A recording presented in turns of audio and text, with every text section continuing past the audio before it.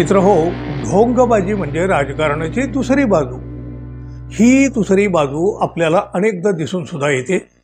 अहो, एखाद्यावर आलेलं संकट सुद्धा यांना राजकारण करण्याची एक चांगली संधी आयती चालून आली आहे असं वाटतं।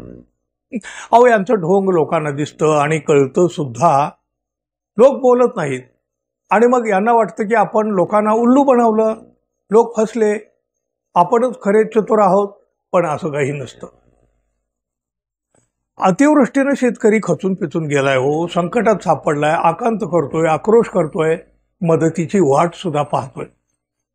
काही नेत्यांनी मात्र ही एक सुसंधी आहे असं मानून आपलं राजकारण करण्यामध्ये समाधान मानलं। अर्थात लोकांनी त्यांना त्यांची जागा दाखवली सुद्धा। एकनाथ शिंदे यांनी मदतीच्या नावाखाली आपली जाहिरातबाजी करून घेतली। संकटात सापडलेले शेतकरी सुद्धा म्हणाले, अशा जाहिरातबाजीची मदतच आम्हाला नको आहे, तुमचे टेम्पो तुम्ही परत घेऊन जा। पण त्यावर सुद्धा एकनाथ शिंदे म्हणतात, अहो मदत बघा, फोटोकडे बघू नका। आता काय म्हणावं याला? अहो, लोकांनी बघावं म्हणून तर तुम्ही हे फोटो त्या मदतीच्या किटवर चिकटवले, वाहनावरती झळकवले। शेतकऱ्यांच्या संकटातही राजकारण केलं ना, या मदतीत राजकारण होतं हे काही लपून राहिलेलं नाही। पण ही मदत म्हणजे एक ढोंग सुद्धा होतं, हे सोलापुरात दिसून आलं।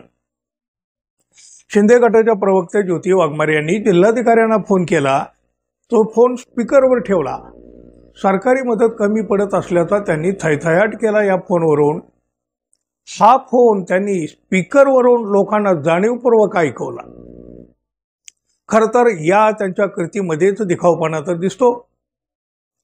आम्ही आमच्या पक्षाकडून लोकांना मदत करीत आहोत असं मोठ्या गर्वानं ते सांगत होत्या, पण दुसऱ्याच क्षणी जिल्हाधिकाऱ्यांनी त्यांचं गर्वहरण करून टाकलं। शिंदे गटाच्या वतीनं मदत म्हणून 3000 लोकांसाठी फक्त 200 किट।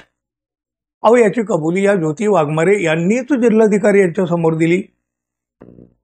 3000 लोक संकटात आणि शिंदे गटाच्या मदतीचे किट मात्र फक्त 200। मग आता या मदतीला ढोंग म्हणावं की नको मित्रांनो?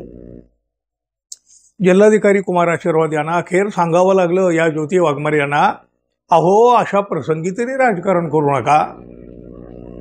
या ज्योती वाघमारे आधी बघा मोठ्या आवेशानं बोलत होत्या, पण हळूहळू त्यांचा जोश कमी कमी कमी होत गेला आणि अखेर त्यांना आपला फोन बंद करण्याची नामुष्की सुद्धा ओढवून घ्यावी लागली। ढोंगाचं राजकारण आणि राजकारणाचं ढोंग पुन्हा एकदा उघडं पडलं। करायला गेले एक आणि झालं भलतंच। आता बरीच सारवासारव देखील सुरू झाली, पण बघा कुणी किती जरी सारवासारव केली तरी लोकांना जे दिसायचं ते दिसलं, लोकांना जे समजायचं ते समजलं।